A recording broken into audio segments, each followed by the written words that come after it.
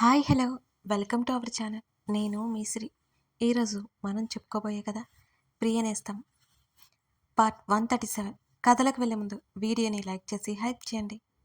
మల్లిక ఒడిలో ఉన్న మంగళసూత్రాలు చూసి ప్రవర్తిగా ఒక క్షణం ఉలిక్కిపడింది.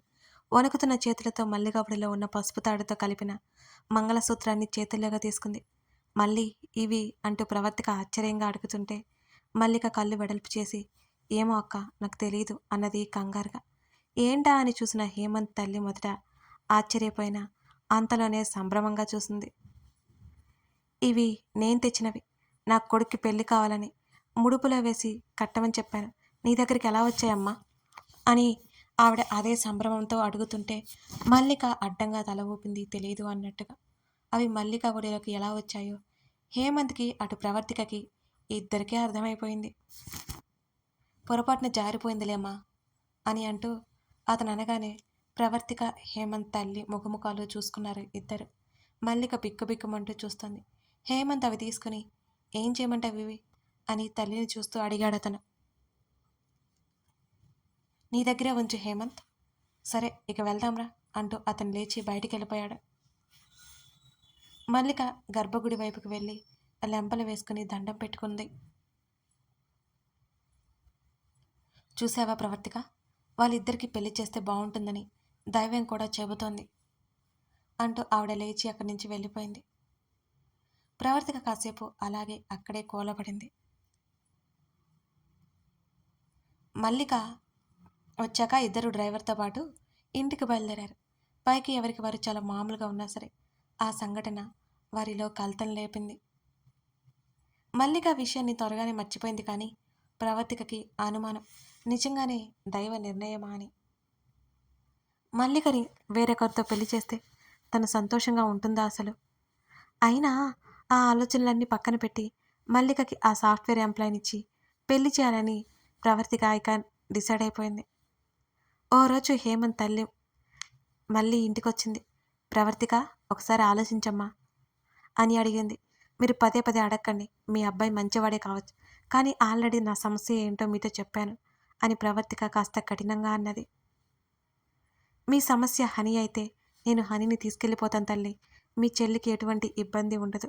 తను సంతోషంగా నా కొడుకుతో జీవితం పంచుకోవచ్చు. నా కొడుకు చాలా మంచివాడు తల్లి. మీ చెల్లిని బంగారంలా చూసుకుంటాడు. ఆవిడ పదే పదే అడుగుతుంటే ప్రవర్తికకి అసలు ఏం చెప్పాలో అర్థం కావడం లేదు.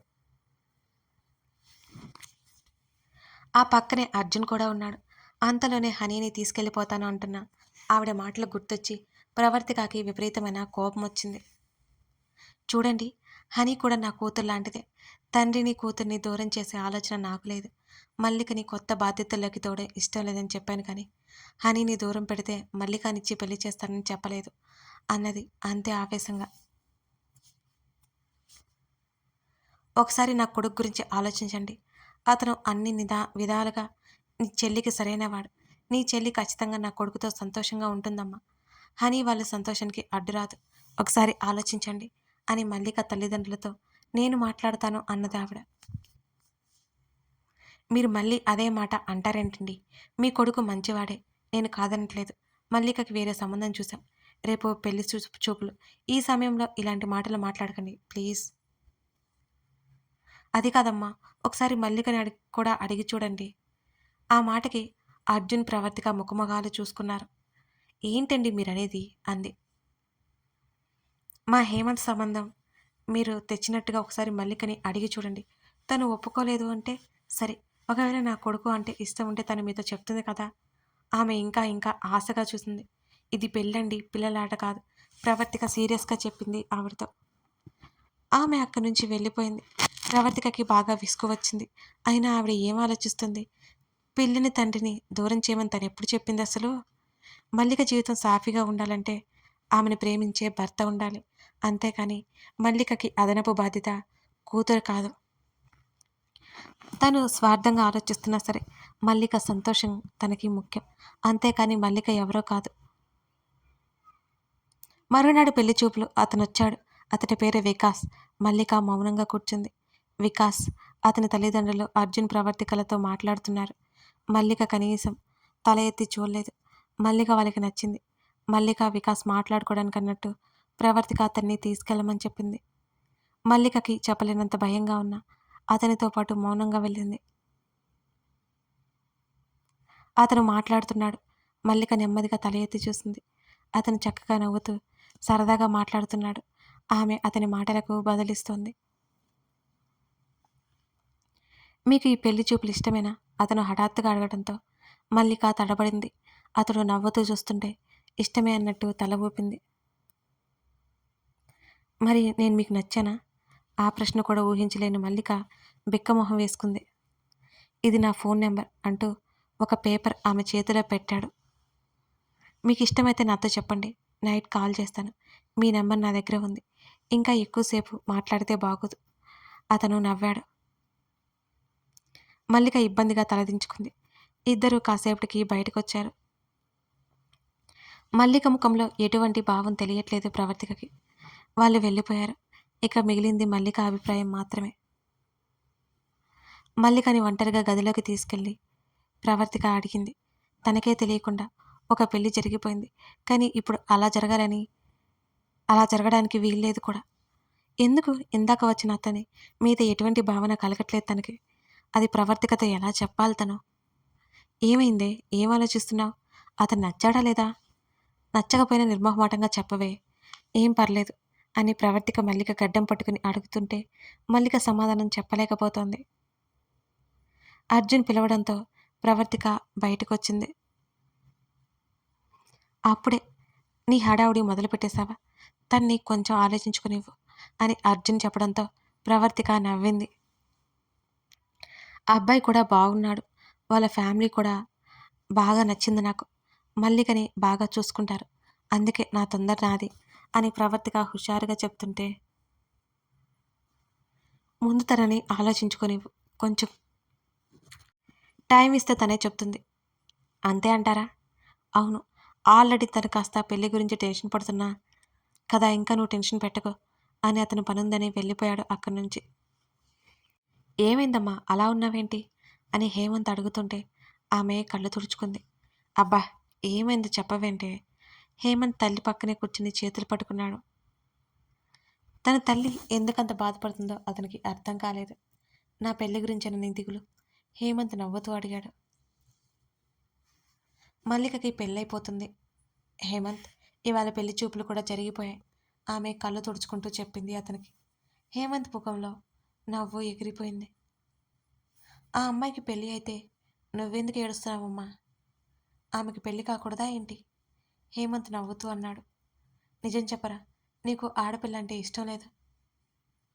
అమ్మా తనంటే నాకెందుకు ఇష్టం ఉంటుంది? అబద్ధం చెప్పుకు హేమంత్. హనీ చేత మల్లిక గురించి చెప్పించుకోవడం, మల్లిక ఎలా ఉందో కనుక్కోవడం నేను విన్నాన్రా అని ఆమె కన్నీళ్లు పెట్టుకుంది.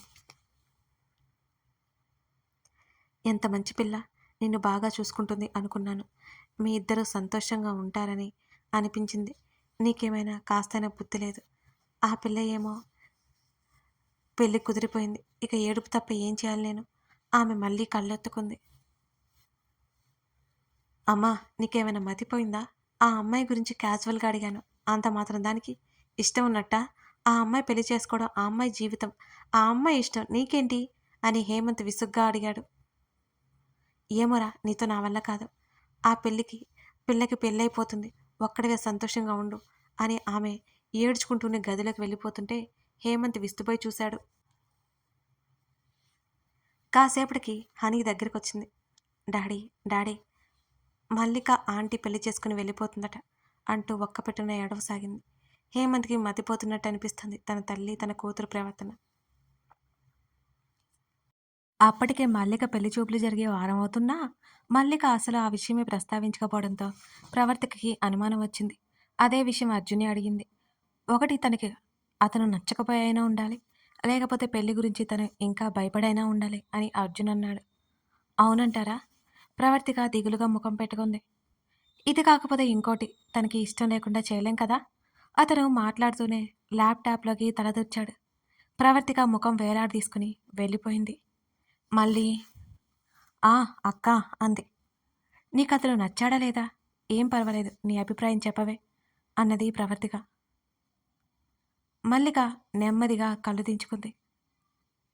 పర్వాలేదు, చెప్పాను కదా, నీకు నచ్చకపోతే చెప్పేయ్. వాళ్ళతో మనం చెప్పాలి కదా, ఎన్ని రోజులని వెయిట్ చేయించకూడదు మళ్ళీ అని ప్రవర్తిక అన్నది. అక్క, నచ్చలేదని చెప్పలేను కానీ నాకేం తెలియట్లేదు అన్నది మల్లిక. ఆమె గొంతు తడబడుతోంది. ప్రవర్తికకి ఏం మాట్లాడాలో అర్థం కాలేదు. అతని మీద ఎటువంటి ఫీలింగ్ మల్లికకి లేదని మాత్రం అర్థమైంది. సరే సరే, వద్దని చెప్పనా ప్రవర్తిక అడగ్గా. నీ ఇష్టమక్క అన్నది మల్లిక. ప్రవర్తికకి విషయం అర్థమయ్యి అక్కడి నుంచి గదిలోకొచ్చింది. మల్లిక చెప్పిందంతా అర్జున్ ముందు పరిచింది ప్రవర్తిక. నేను వికాస్కి చెప్తాను. అదేంటి అలా అంటారు? మల్లిక చెప్పలేదు కదా. ఇంకొన్ని రోజులు ఆగితే సరిపోతుంది. దానికి టైం కావాలి. మీరే కదా చెప్పారు. తన అభిప్రాయం బయటపెట్టింది ప్రవర్తిక. తనకి వికాస్ నచ్చలేదు. భర్త అనే ఫీలింగ్ కలగలేదు. అది చెప్పలేకపోతుంది. నేను వికాస్తో మాట్లాడతాను, వదిలేయ్ అని అర్జున్ అన్నాడు. ఏం పర్వాలేదు కదా మరోసారి అడిగింది ప్రవర్తిక. ఏం పర్వాలేదు, నువ్వేం టెన్షన్ పడకు అని అర్జున్ అన్నాడు. ఆంటీ హనీ పిలుస్తుంటే ఏంటన్నట్టు చూసింది ప్రవర్తిక. మల్లిక ఆంటీ పెళ్లి చేసుకుని వెళ్ళిపోతుందా అని హనీ అడుగుతుంటే ప్రవర్తిక కనుబొమ్మలు ముడిపడ్డాయి. నీతో ఎవరన్నారు హనీ అని అడిగింది ప్రవర్తిక. రక్షపాప అంది. ఉఫ్, ఇది మాటలు విని చెప్పి ఉంటుంది అని మనసులో అనుకుని, పెళ్లి జరిగితే వెళ్ళిపోవాలి కదా హనీ, ఆ ఇల్లే మల్లిక అంటే ఇల్లవుతుంది అంటూ చెంపలు తడిమింది హనీవి ప్రవర్తిక. లోపలికి వెళ్ళిపోయింది కామె. హనీకి బాగా దిగులనిపించింది. ఎవరికి చెప్పకుండా ఇంటికి వెళ్ళిపోయింది అక్కడి నుంచి. హేమంత్ తల్లి అప్పటికే వెళ్ళిపోయింది. మల్లిక తనకి రోజు కనిపించదు. వేరే ఎవరి ఇంటికి పెళ్లి చేసుకుని వెళ్ళిపోతుందనే ధ్యాసలో హనీ మరింత దిగులుగా అయిపోయింది. రోజు రోజుకి హనీ బలహీనపడిపోవడం, దిగులుగా ఉండడం, ఒంటరిగా ఉండడం అలవాటు పడిపోతుంది. రక్షతో కూడా ఆడుకోవడానికి వెళ్ళట్లేదు.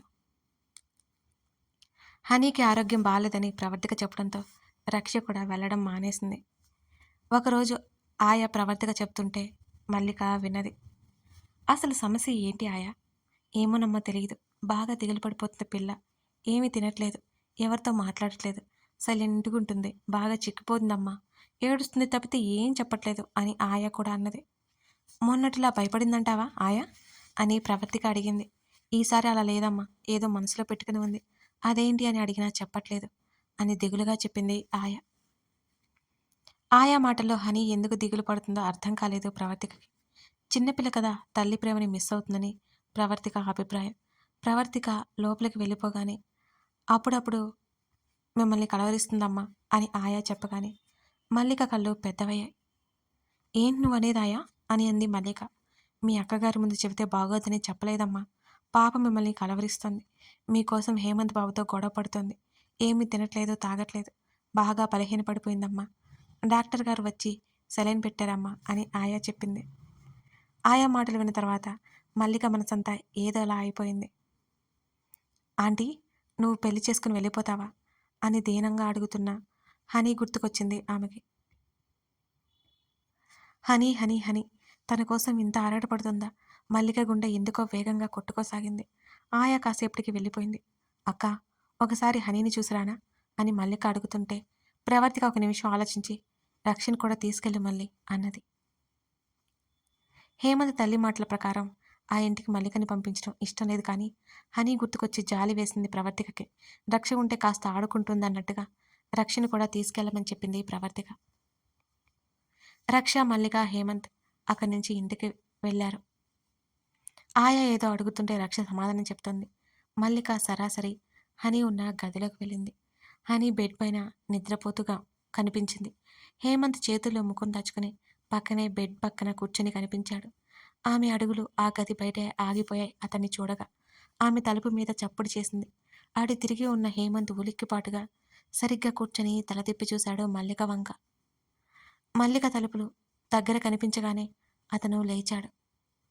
మల్లిక లోపలికొచ్చింది. అతని ముఖం చూస్తేనే అతను ఎంత దిగులు పడుతున్నాడో ఆమెకి అర్థమైంది. అప్రయత్నంగా పాప వైపు చూసి మల్లిక విస్తుపోయింది. చిక్కి మరింత బలహీనంగా మారిపోయి దిగులుగా ఉన్న హనీని చూస్తుంటే మల్లిక మనసు కలుక్కుమంటోంది. కథ కొనసాగుతోంది. కథ నచ్చితే లైక్ చేసి కామెంట్ చేయండి. అలాగే మన యూట్యూబ్ ఫ్యామిలీ 30K అయిపోయిందండి. Thank you. Thank you so much. అలాగే మన నెక్స్ట్ టార్గెట్ 50K అన్నమాట. అదెంతసేపండి మీరు తలుచుకుంటే 5 మినిట్స్ పని. సరదాగా అన్నాను. Thank you. Thank you so much.